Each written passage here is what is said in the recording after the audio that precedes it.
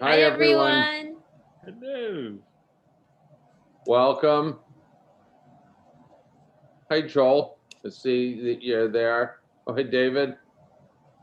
Yeah, Hello. hi. Hi, We're how here, are you? Sharon and I. Sorry, we're eating, drinking. That is totally fine. Hi, Helene. Hi, Thelma. I see you there. I guess that'd be gluttony, not sloth. So, Yeah, you are safe. okay, good. Let's see.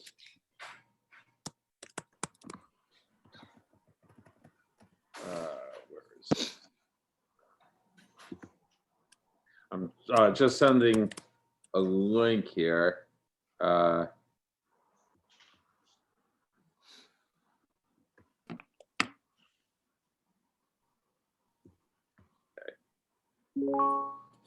Has everyone here had shots or no?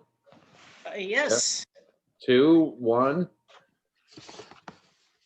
Two 2. shots. Oh, good. I Actually, heard. I have an appointment on Friday actually at Cedars, which is Oh, great. awesome. Congrats. which I'm surprised about. For your I'm first not one? old enough, but I guess I'm in there somehow. They're getting where, like, we became eligible at Big Sunday as emergency workers on Monday. And I Oh, great. Yeah, which is great because we've done a lot of things like food distributions and stuff like that. And even though we have very strict rules, there sometimes people just get too close, or their sense of personal space isn't everything it might be. And I've had more than my share of rapid tests because I just got there. There was one guy, he came to deliver something, and I met him at the door, and I said, he'd said something, and I said, I'm sorry, I didn't hear you. At which point he took off his mask and repeated it. And I swear I could see the spittle like coming at me in slow motion. It was like that thing from like Crouching Tiger, Hidden Dragon. And it was like, oh my God. Like, and I went literally right from there to urgent care and had a rapid test. So yeah, so I've had my first shot too. She plays. Hi, Susan, I see you here. Hi, Toby. Yep, that's by the TV. Hi, Joanne. It's funny, it makes you Hey, realize Joanne. it makes you realize how long it's been since you've seen certain people, because their hair is like 6 inches longer than the last time you saw them. Like, Colleen, I don't know when the last time I saw you was. A while ago. I finally got my hair cut. I went to the barber and I was like, you have 15 minutes. I'm wearing 2 masks and I would hope you wear 2 masks too. 15 minutes, take off as much as you possibly can. Because I had like a Barry Gibb thing going from back in the day.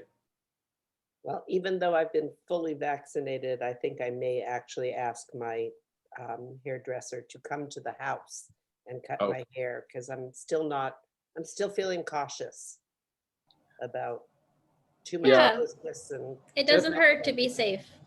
Yeah. At the barber shops, they have very strict rules. Like mine, it's like only one person in at a time. She had to come out and get me, that whole thing. Well, let's give it just. It was like that, but I don't know if I trust them. Yeah, you have, everyone has their own comfort level. Like I went to the market finally, it was fine until the end when you're at the cash register and there's suddenly like a bunch of people all there. And even though the plexiglass, I just wanted to get the hell out. I did go out to dinner. Oh, did you? An outdoor, venue. I've done that, which is nice. I hope that they keep doing it, even it's festive. Yes. It was very nice. It felt grown up and normal. Yes, grown up. We went. What was? They did take our temperature before we ate, which didn't feel 100% normal, but it was reassuring that they did it. It's 7:05, so At least they didn't take it rectally. Yeah, well, this time they did it. That is true. You got to look on the bright side of things, David.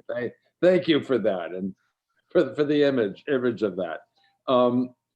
Anyway, welcome everybody to number 6 of our series, 7D, the 7 deadly sins. Can't live with them, can't live without them. It's great to see you all again. There's many regulars here, and we have one more left, but this has been an experiment for us, and I feel it's been a wonderful success, and I'm really appreciative to all of you folks who have come back to these time and again, as well as the people who are new here this evening. My name is David Levinson. I'm the executive director of Big Sunday. Very briefly, our mission, as you probably know, on Big Sunday is to connect people through helping. We're very much seeing the world not as haves and have-nots, but as haves and have-mores. We believe that absolutely everybody has some way that they can help somebody else, and that we all have to look out for one another. As like all of us, it's been a crazy year. We've been extremely busy this year, I'm happy to say.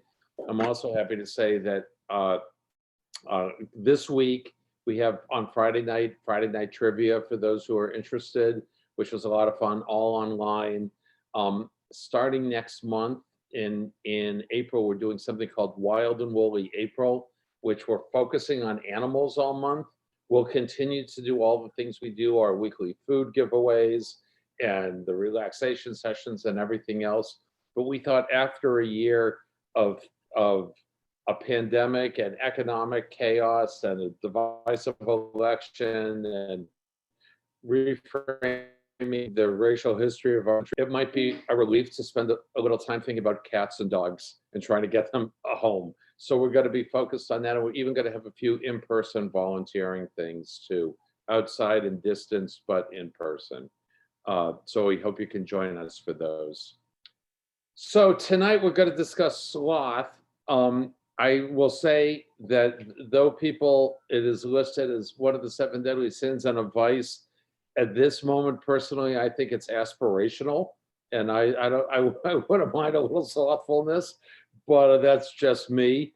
I'm also particularly excited because the leader of tonight's thing is an old friend of mine who I'm just crazy about. Yeah, sometimes you just meet somebody who's just like a special and wonderful person, and Enoch Diasis is that for me.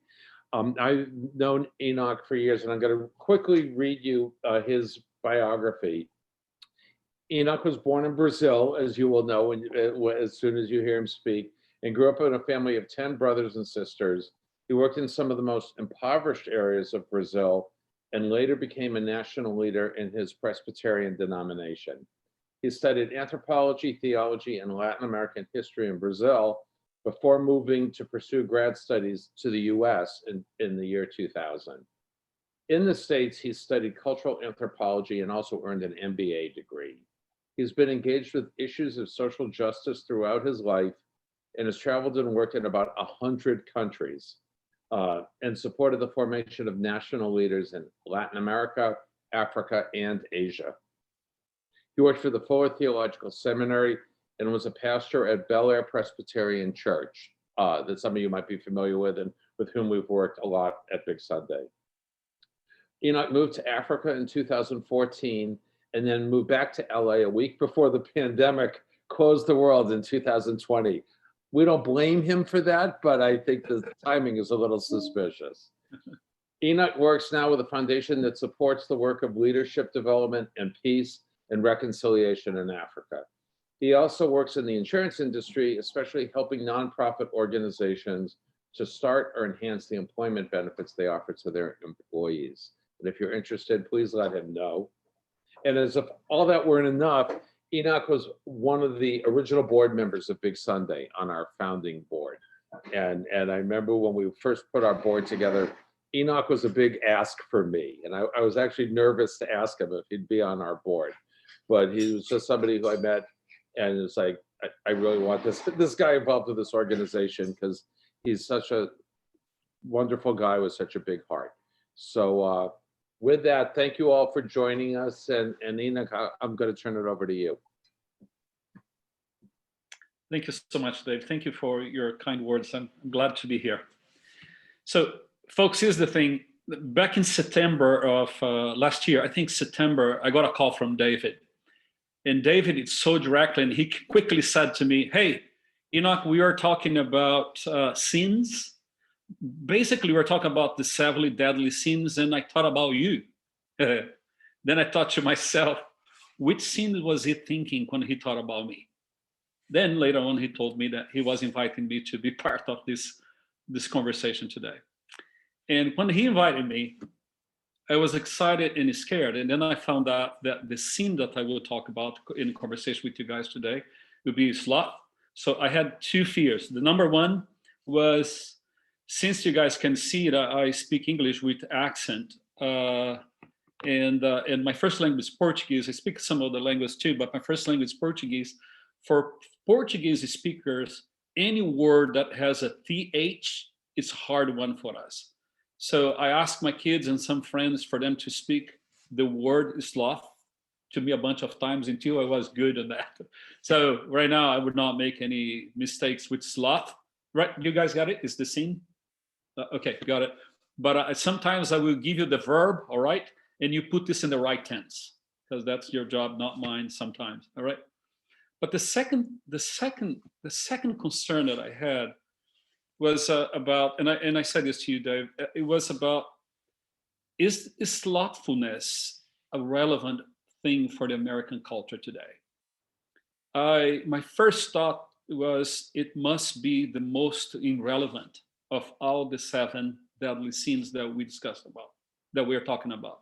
But here's the thing, folks. As I start discovering and studying a little bit more, reading and a little bit and thinking about this sin in the light of the American culture, I think I come to you today thinking that it must be, this one may be one of the most relevant sins for the American culture today. I will try to discover with you what does it mean. We understand sloth as laziness. That's this kind of thing in our culture. That would not be relevant if that's the only meaning of slothfulness, because honestly, we would not die for taking it easy. Have you ever heard about somebody who died for taking it easy or a nap in the middle of the day? Slothfulness maybe would not take us into the social economic ladder in America, but it's not a bad thing, right? Just take it easy, a siesta. I come from Latin America, and that's probably a little bit harder to talk about slothfulness in America, because we take naps there, and some of the places, even in Brazil, they have 2 hours break for lunch. That would be a little bit harder. And there are a lot of studies about how we deal with working in America. We work more in America, more hours in America, more than any other developed country in the world. And we take less vacation. We are more stressful and anxious. We work 137 hours more than the Japanese workers. We work 260 hours more than the Brits. That would not be a surprise for you. We work 499 hours less than the French. That's not surprising. If we had that good food and wine, I will work less to enjoy those other things in life as well. So we are really a culture that is so addicted to the idea of getting involved in the work. We are a culture of caffeine, Monster drinks, Red Bull, and donuts. I learned that really quick when I came here. We are so hyper and active all the time. When we are not in the job, we are working in our house, finding something to do, home improvement, working in the garden. I live in an area that I see people working from 5:30 in the morning. There are people walking outside. We walk in our neighborhoods. We discover the mountains. We are busy. It seems to us that busyness is the way that we define a lot of elements in American culture. Coming from outside, I see it probably more powerfully than you do. So then, David, you should have asked me to speak on something easier, like greed or some other things. That's hard for me to come from a culture that has carnival, probably about 300 days a year, and at least 30 days of vacation to start with. And when you go on vacation, the company or the organization that you work have to give you 30% of more of your salary in that month, plus you get a 13 paycheck every year, so you can go on your vacation with your family. So coming to this culture to talk about taking it easy is kind of the scene of taking it easy is kind of a little difficult for me, but I will try.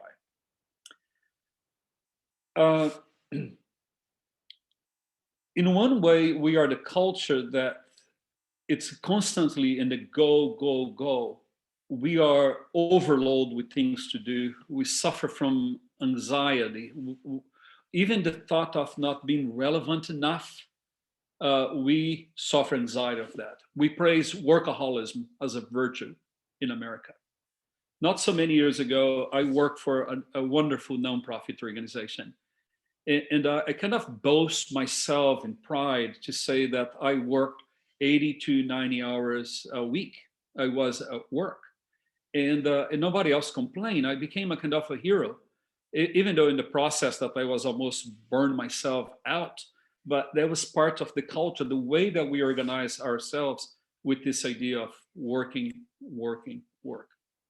But we also a culture that loves procrastination. We love procrastination like no tomorrow. We waste more time watching TV without learning, scrolling on Facebook, Pinterest, Instagram, and more recently, my favorite vice, TikTok. Quick and easy. We don't learn a lot of things, but there are a lot of interesting things there. And we scroll and we spend time on these things. We have something in our pockets that is there all the time. We check emails in more than 40 times, sometimes an hour, even when we know that there is no emails there. And we get distracted from the most important things that we have to do in our lives because we are engaged with those other things. There are distractions in our day-to-day. Before sloth meant laziness, there is a Latin word that was when the notion of initially was the 8 deadly sins, this notion came about. The word for sloth was acedia. In fact, the word sloth is a translation of the Latin word acedia, which literally means without care. Historically, it's an important thing. When Christianity started in the first 2 centuries, a lot of Christians were persecuted by the Roman Empire, and the Christians were the underdog in the world. And the martyrs, the people who died because of their faith, became the utmost, the climax of anybody's spirituality. They were the saints of the church because they had suffered for their faith.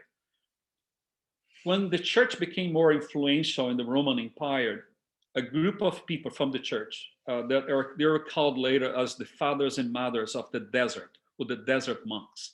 They left the church and the societies in Europe, and they went to North Africa, mostly what we call today Egypt. And they would be in communities or alone in the desert. That word acedia starts in that context that Gregory, later on, one of the Pope, organized a different word and called it sloth, combining sorrow and acedia to make what we call sloth. So in that context, for the monks in the desert, sloth had a couple of implications. First was spiritually. Spiritually, acedia would refer to the affliction of the religious person in desert. For the desert fathers and mothers, acedia was more than just laziness of apathy. It was more like sadness that made it difficult to follow the spiritual disciplines of worship, prayer, meditation, and fasting. Sometimes in community, sometimes in isolation. It was the boredom that led them to following the sleep and frustration with the monastic life. So the fact that the acedia was in a point that would bring them so sad to be part of that monastic life that they could then eventually leave the monastic life. Acedia was called actually the Demon of Noontide. I will tell you guys, I have been a lot of times in Egypt. To be there at noon in the sun and dedicate your life in prayer and fasting, it's really a huge temptation. So acedia then spiritually was the temptation that the hot sun and the hardship of the desert will then guide that person to live the monastic faith and his obligation towards God. Mentally, acedia has a number of distinctive components, with the most important is the lack of feeling about self or other. It's a mindset that gives origin to boredom, apathy, inertia. Physically, for them, acedia had to do fundamentally with the stop, the cessation of motion, and an indifference towards work. This expression that we'd call today then laziness, idleness, and indolence.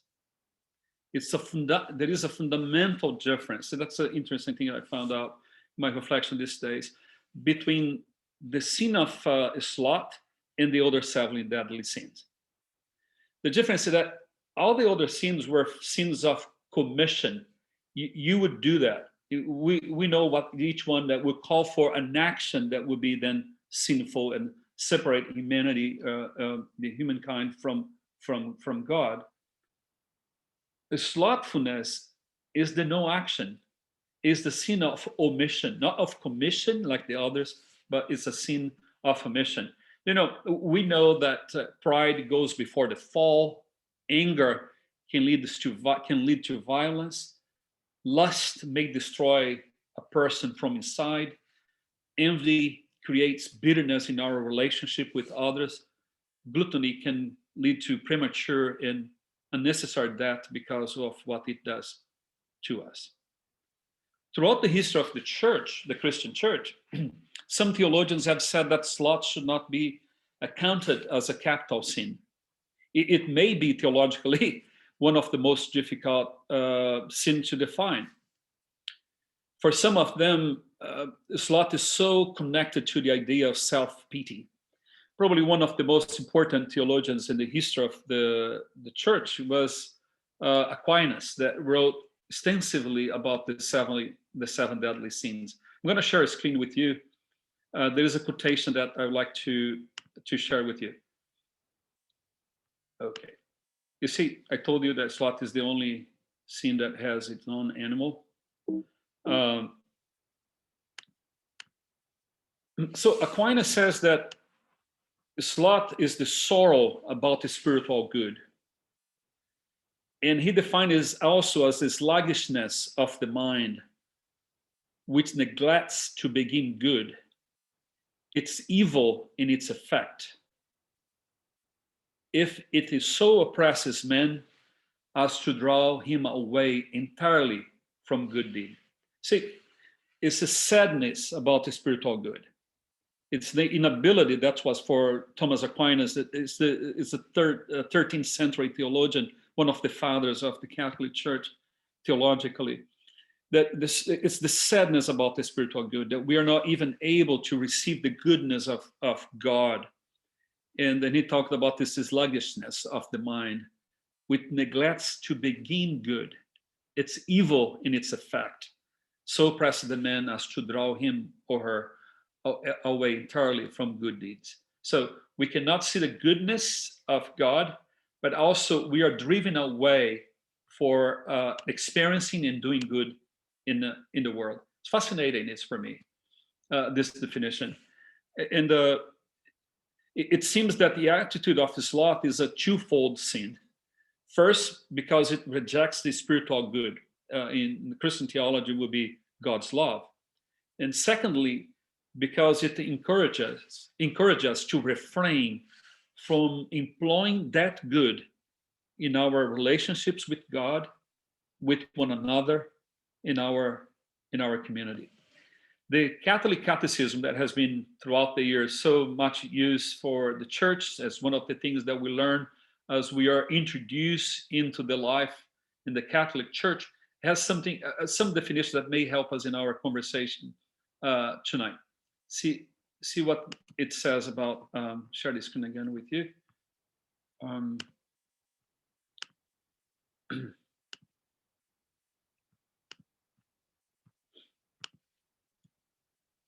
So this is the Catholic Catechism defined. Faith in God's love encompasses the call and the obligation to respond with sincere love to divine charity. Acedia, or spiritual sloth, goes so far as to refuse the joy that comes from God and to be repelled by divine goodness. So theologically, the church that really defined the capital sins, the deadly sins, is this, that the sloth is this refuse the joy that God gives us.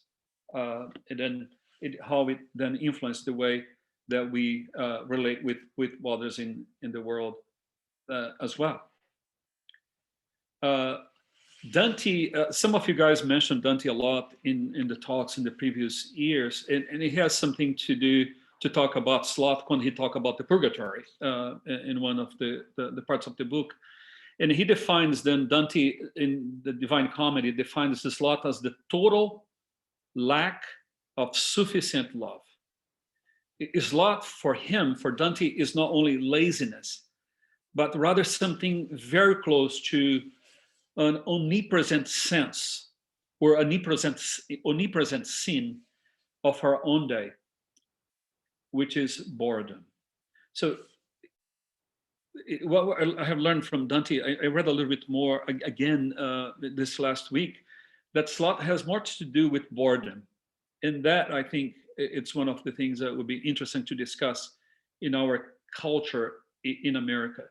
You see, friends, we are called to virtue, to do things in the world that are good, but the slothful person reacts with sadness towards the vocation of doing good in the world. One celebrates the idea that it is good to love neighbor, to love our religion, to love our God, to love our community. The slothful person in the tradition of the Christian theology, however, drags himself and herself towards it. It's like the sloth. It's difficult to get that point, to truly love God and love community. It seems that the slothful life is deprived from this idea of loving others and doing good in the world. The slothful does not love the neighbor because they don't have the energy to do that. It's not only that they are thinking about themselves. It's not.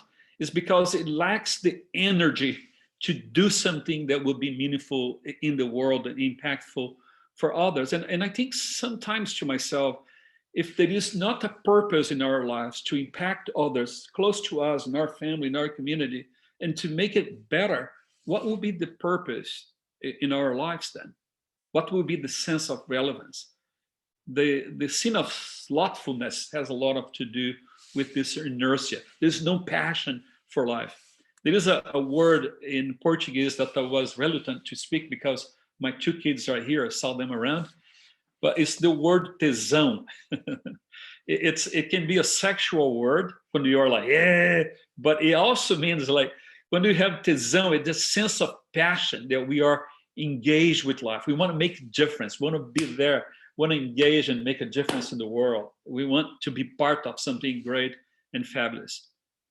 Sadly, the slothful person doesn't share that sense of passion to impact and to do something in the world, according to the Christian theology. And I want to bring it back about our conversation today before we have some time for questions and conversation. One of the narratives of the American culture is that we need to slow down. And I believe we need to slow down. We got to stop and calm down for a bit. I hear it from a lot from my friends lately. Just stop down, slow down a little bit and smell the roses. Smell the roses. And sometimes I say, roses, which roses are you talking about? It's the idea that we need to stop and take a little bit slow. We are a culture of workaholics. We have so many bestsellers written about this subject. And there are books and books telling us, just slow down for a little bit. Take your Sabbath, take your rest. And I agree with them. I agree with them. We are too fast. We are in our phones too many times. We check our emails like if we are the most important person in the world. We are in the go. We are inundated with information and we are tempted we are tempted to get more and more things in our shoulders. I work with nonprofit organizations like Big Sunday for most of my career, my life. And I see people who are compassionate about others get into this temptation of our culture to be inundated with more things to do. And we become workaholic. And sometimes we lose track with the things that are the big picture in life because we are taking more and more things. And we think that workaholism is a spiritual gift of God into the world. What does it mean to be slothful in this go-go world with the theology or the practices of workaholism in our culture?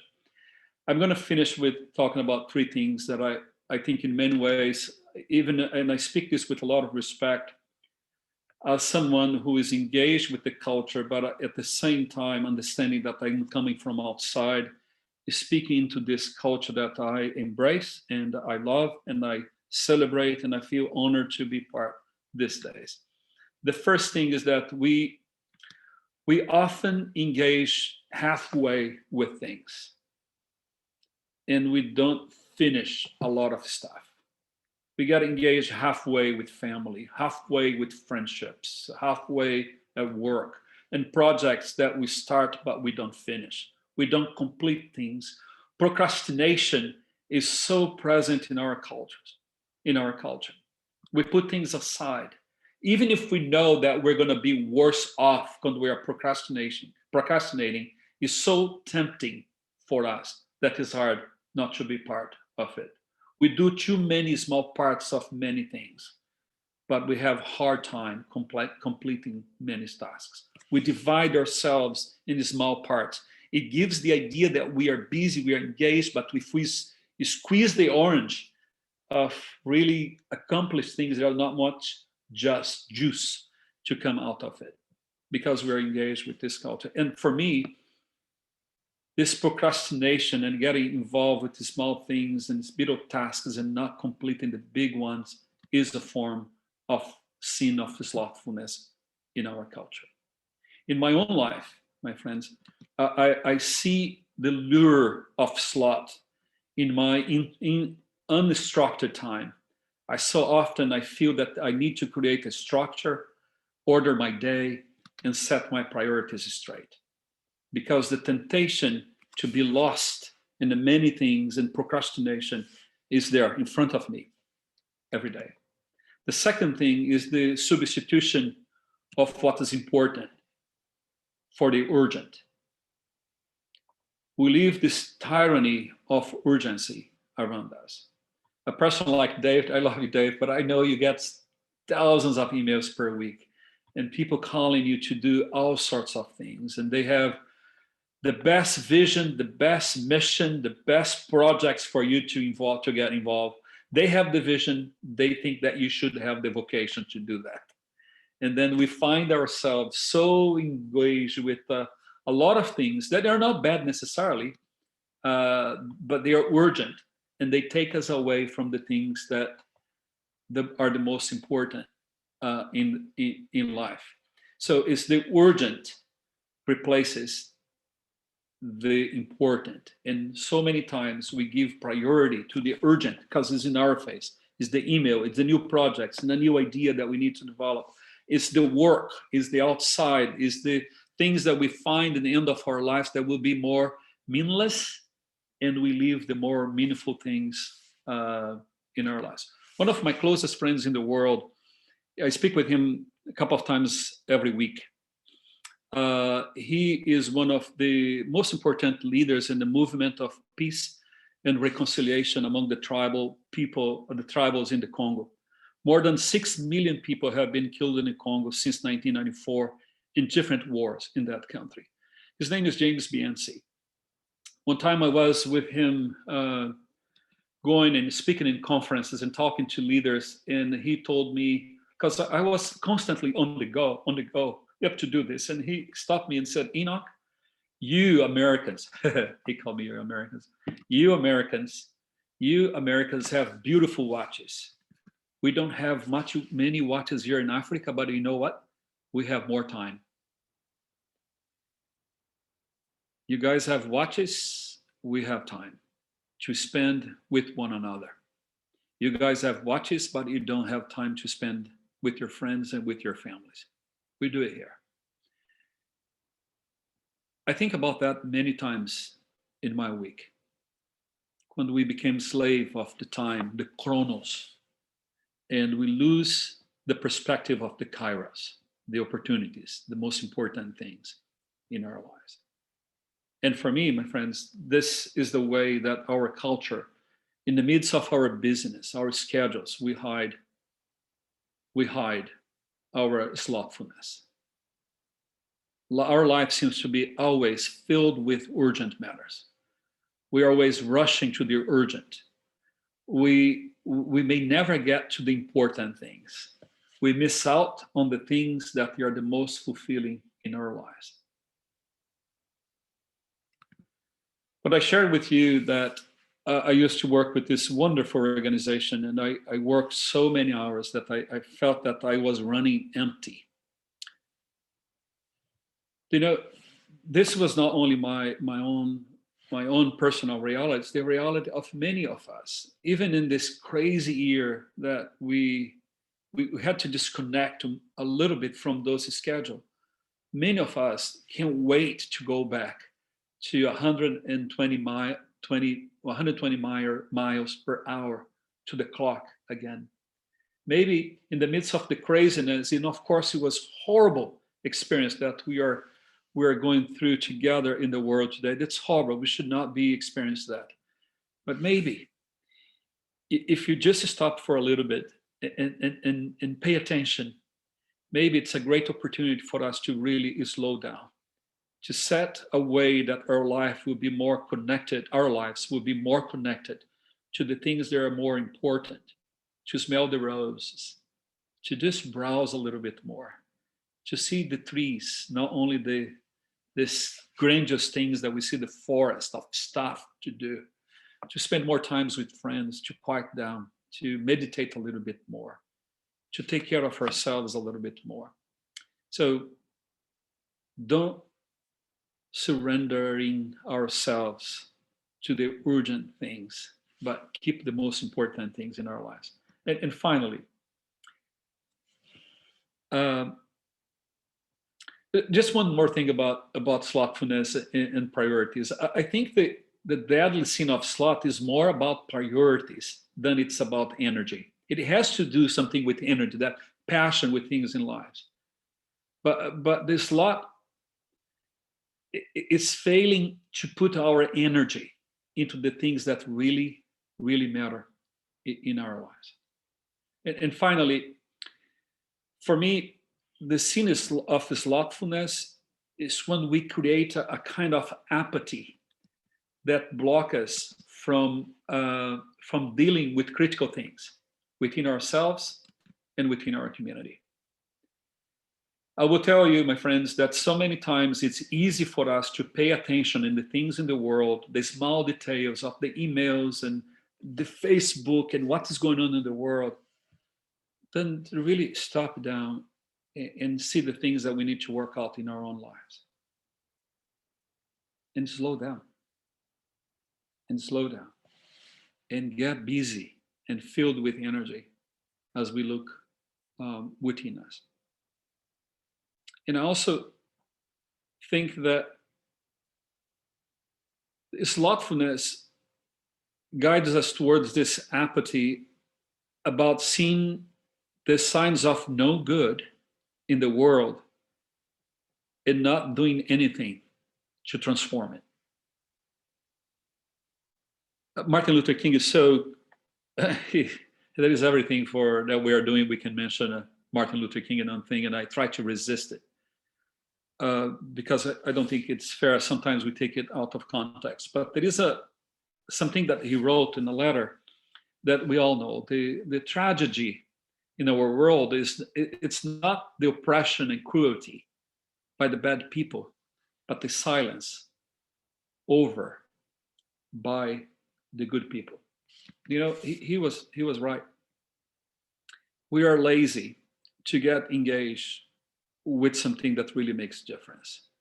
we give small pieces of our time, of our little check to organizations, but we don't give ourselves to really make an impact in the world.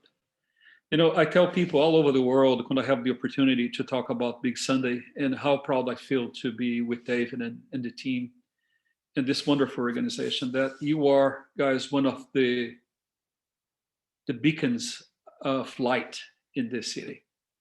Because what you represent in bringing community together in a place that we are so separated is to create more the sense of belonging to one another and supporting hundreds of non-profit organizations that they are made out of people who made the transformation of the communities, the alleviation of pain and suffering in the world, their calling, their job. That's what they do when they wake up in the morning. And when we lack that kind of engagement that will make a difference in our lives, for me, I think we are committing this deadly sin of living in the world without really making a difference and an impact. We don't see, or if we see, we are not glad with the goodness of God that we celebrate in that way. At the same time, because of the goodness that we receive, we will put ourselves in a place that will make a difference in the world. So my hope, as we go now for a time of conversation, is that none of us here, and many others in our relationships and friends, we will not die of slothfulness, but there will be people that will be aware of this gratitude of life and experience this fully. At the same time, we will be a community of people that will make a difference in our community, that will engage with that Portuguese word, tesão, passion, energy to make a difference in the world. So I really think that's very relevant, this conversation in our days today, because it's not only laziness, it's the lack of engagement. So was it, Dave?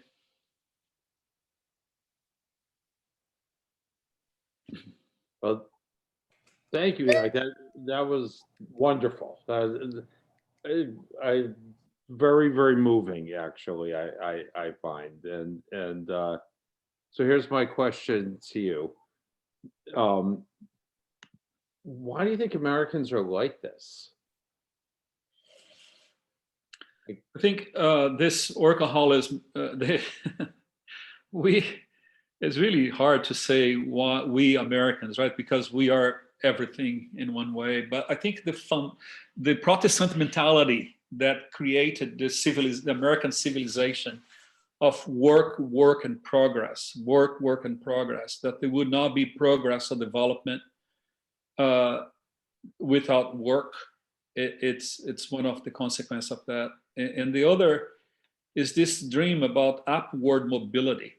You know, our self-help books that sells millions, whatever, by the cover, by the title, is all this idea that we need to be richer, buy better cars, and experience things that other people not experience. Our need to compare ourselves with our neighbors, the car they drive, the driveway they have, the plants that they have in their garden. So it just pushes us in this idea that we have to compete in the world, and we create this thing that we don't pay a lot of attention. The things are more important because the things that are less important are more in our face, from celebrities to the neighborhoods that we live.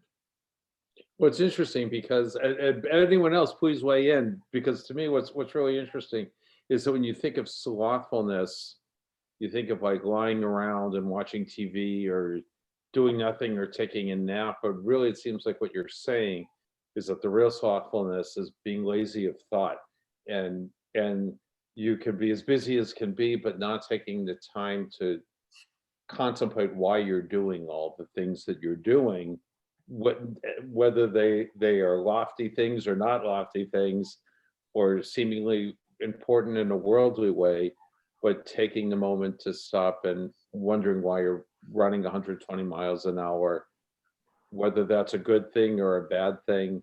Yeah. And that seems what the real sin is, not the lying around part. Like, So that I'm just thinking maybe I can just lie around some and think serious thoughts and not feel guilty about it because I won't be thoughtful thinking ethereal things. Yeah. But yeah, It's the acedia, that was the Latin word that means without care. It's this lack of care that we do things so mechanically that we don't really process the things that are more important. Yeah, good. are there other cultures that you think are like this, like American culture just seems like, it was built on an ideal and the idea of the American dream and American exceptionalism and stuff like that that would lead to that. I mean, certainly there are, like, I'm surprised that Americans work more than Japanese. It seems like the Japanese culture is a very driven, hardworking culture. But I have traveled a lot. I think the American experience is very unique in many ways. I think a lot of people work, they are competitive in other places in the world. But at the level that I experienced this in America, I don't see this in any other place. It was very interesting. This week I was with my insurance business. I was in a meeting with a guy who's working now in the financial world. He grew up in a very kind of wealthy family, upper middle class, but alone, lonely. And couldn't see his dad because dad was working so much that he couldn't have a life with his dad when he was a child. So this guy went to college and met the love of his life in college, and most of them made an agreement. They would work really hard in their lives and wait a little bit longer to have kids, but then spend time with their kids. So when the first kid was born, and they had 2 kids in 2.5 years, when the first child was born, both of them resigned from their job. They had saved money for years, moved to a small place far from where they used to live, lived on their own money for 3.5 years with their kids, both of them. And that's kind of, you're running in a 405. Because of the pandemic, sometimes you can get 80 miles. And then get off of the highway for 3.5 years and then try to come back. And people are fast. And he said, those were the 3.5 best years of our lives. I know that many people cannot do that, would not be able to do that. But it was the planning and intentionality. Their kids are now 15 and 16.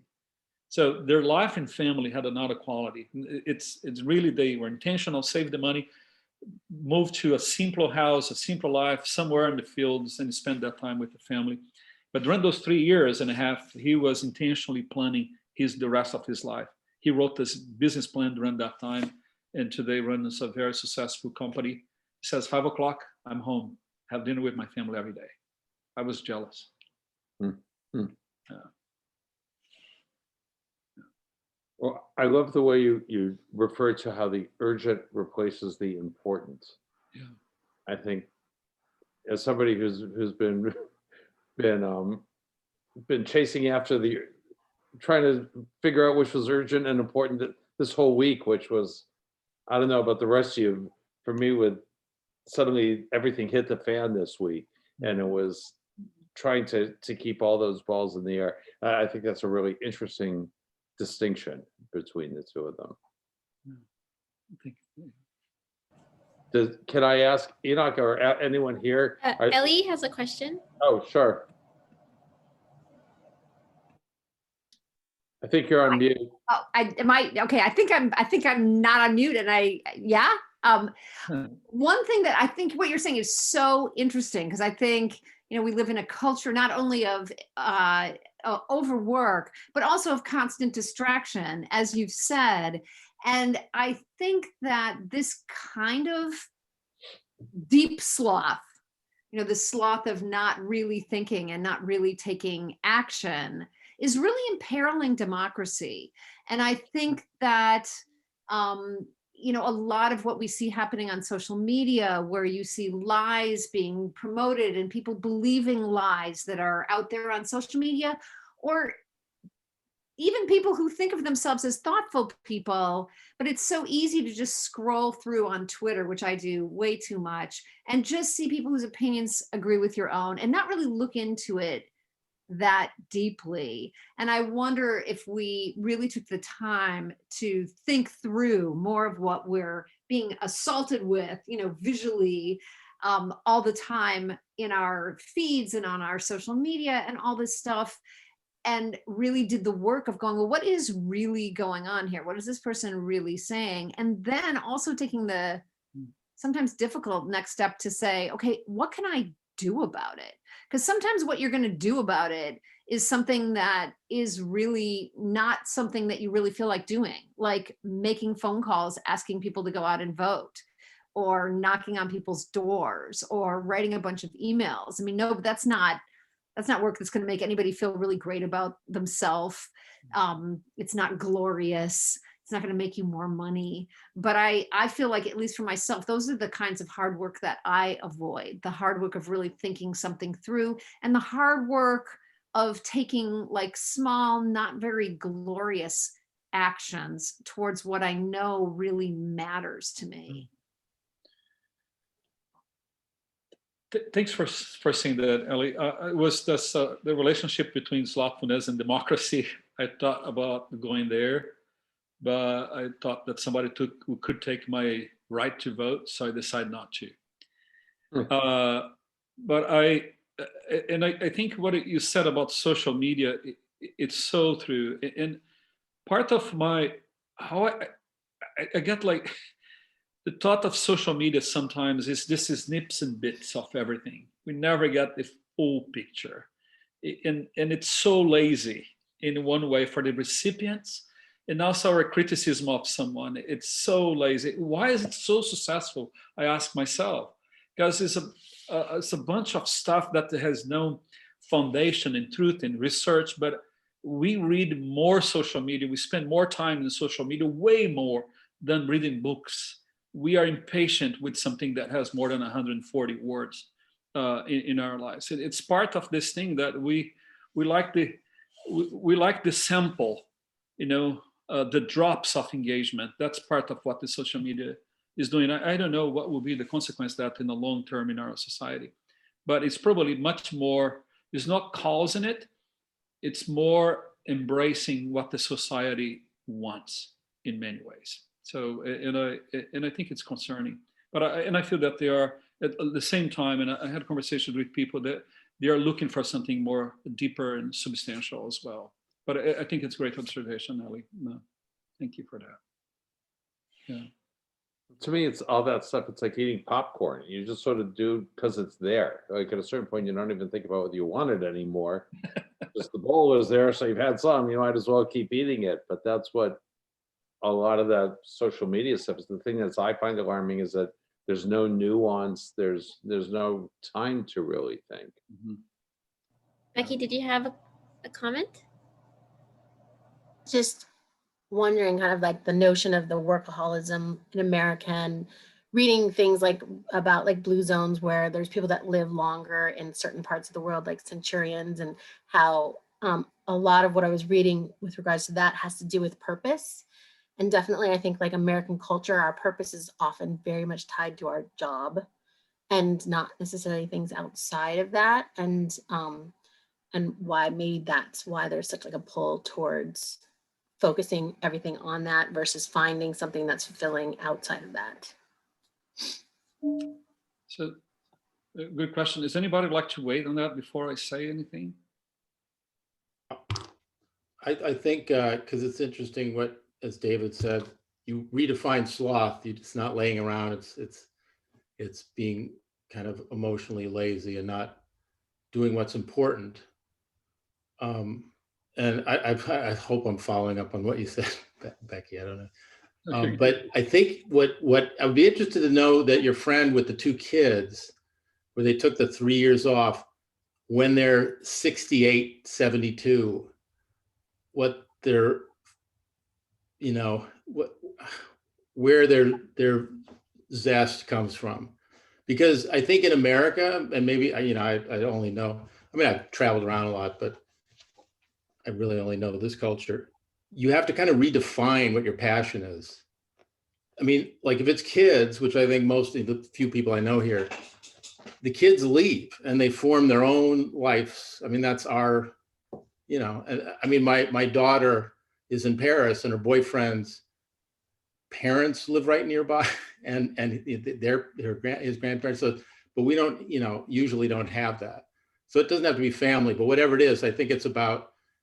I mean, maybe that's it. That your passion kind of stays vital for a while, and then suddenly you look around and you've got to find a new one. I think it's connected to what Becky was mentioning as well. It's a lot of has to do with the workaholism, and it has been one of my personal sins, and I have to discipline myself on that. And for some people, at least in my case, workaholism was not connected to the idea of making a higher income. It was more of the idea of being impactful. And it could be a trap in itself to be relevant, to be impactful, and not so much to experience life in fullness. And the other thing is that it's this idea of workaholism. Becky, when you mentioned that, I remember the 10 Commandments. And one of them is that on the seventh day, it is a Sabbath, and that you don't work, your servants don't work, your animals don't work. It's vacation for everybody, you know. And I think the reason that it is there in the 10 Commandments in the Torah, and I think the reason is that if we don't rest, we don't allow others around us to rest. Our families, our friends, we get to this frenzy in the work. So when we are disciplined in terms of Sabbath, it means that we create space for others around us to also rest. But I look at the screen. There's another thing to it, which you had talked about, which of course, being American, I dropped, which is God. I mean, the Sabbath is to honor God, both, you know, and since like, if we were religious, what I said about finding a new passion wouldn't be relevant, because you'd always be most passionate about your feelings towards your God and towards faith. And the thing is that whatever it is, it could be work, it could be God, your spirituality, your family, your work, your Maserati, whatever cars you like, whatever is the passion. Don't let this stuff drive completely your life, that you're so completely blind for the small things around in life, and live a joyful life. What the slothful person would not be able to experience is the sense of joy that's given by God, and that goodness that is then given, if you're religious, is the way that you spread and share this with others in the journey, making their lives more joyful as well. And take it easy, but do it meaningfully, for the community, for yourself, for those who are around you. I think that is kind of the message. I always go back to, because we're talking this in the historical context of theology, is going back to the fathers and mothers of the desert monks. You know, it's the discipline that when things are hard, you keep your values checked. If they were there because of the worship to God, their communication with Him, and whatever their faith, when things are hard, you don't give up. You go to the shade. You keep it going. And with the intentionality of that thing. It's, for me, critical as we discuss this. No, Enoch, it's so interesting because you started out by saying that sloth is the one thing that's the sin of omission, the one of the deadly sins. Uh-huh. But as you've been talking and listening to what everyone else is saying, it actually seems like the thing you're actively doing is you're squandering something. And it's like you have been given this gift. If it isn't a religious thing, God has given you this gift of life and the beauty of life, and you're squandering it. I think that's sort of what you have beautifully articulated tonight, is what slothfulness, it's not lying around on the couch, it's missing Life. something. Yeah. Lois, I think you have a question. I do. Looking at and listening to this, I'm inspired, and yet I'm curious to know your thoughts. I'm 86, so I'm looking at the faces here and realizing that there are different stages of life. And I wonder how you apply your passion or your thoughts on what might be your passion and your energy and your choices relevant to where you are in the time of your life. Well, thank you for that question, Lois. And I know people that are here in this group that are probably in their older years, more advanced years, they were able to find more time to do things that are more meaningful. Before that, they were so engaged in doing the things that we all have to do to survive. By engaging, I think it's one was find your passion, what you like to do, and find places where that passion of yours and your abilities, your skills. I have seen you here month to month, even when I was not here, I watch it later. And to be able to engage, to bring your voice and your presence in your own community where you stay, and probably there to find places where intentionally you would meet your passions, the things that you're good at, your skills, will meet the needs of others around you. And that in any age, I think. Anybody else would say something? And I want to say, I've noticed that we're at 8 o'clock, and Enoch, I don't know if you or anybody else had anything else you wanted to say to wrap up. And Lois, thank you for your question and for joining us month after month with these Wonderful. with these evenings. Thoughtful questions, yeah. If anybody doesn't, can I just say a final word today? Oh, please, please. Just thank you for the opportunity that you have given me to share tonight. I am so glad to be back in Los Angeles. I lived in Southern Africa for 5 years. And I got here and said, yeah, I'm going back to Los Angeles. And I arrived here 1 week later, they closed down everything. And it's a hard place for you to be in the pandemic, you know? And I was infected by the virus, and it was bad for me. I was locked down in my room in my place for almost a month. It was probably the hardest part of my life. It's very sick, very sick. And but I would tell you guys, even in the screen, I see some faces that I know and people that I know, and I'm so grateful for this community. And I think we have this great privilege ahead of us to make this place a better place for everybody. I think it was David that talked about the engagement with our community. You know, is to be in this community with purpose and significance, and use what we have to make its difference. We all have an opportunity almost daily to do something that will impact other people's lives. It's a word, it's a comfort, it's a presence, it's a help, support. We make a difference. You know, live your life with purpose. Don't die of boredom, please, if it's possible. Thank you, Enoch. Thank you. I'm so glad to see you healthy and well. And this was a wonderful talk from you and very moving. And thank you all, everybody, so much for being here. And we'll be back next month for the 7th and final deadly sin, which is greed. And if 6 of them haven't been enough for you and you're feeling a little greedy, join us. Join us for the 7th. It will be the second Wednesday of June, whatever that is. And please join us for some of the many other things we're doing. And thanks to Tamara on our staff for helping coordinate this, as she always does. So everybody take good care. My friend Enoch, thank you so much, sir. That was really wonderful. Thank you. Appreciate it. And inspiring. Thank you so much. Thank you. Okay, Thank good you. night, everybody. Thanks for Thank you. coming. Good night, everyone. All right. Hi. Thank you. All right. Bye-bye. Bye, everyone.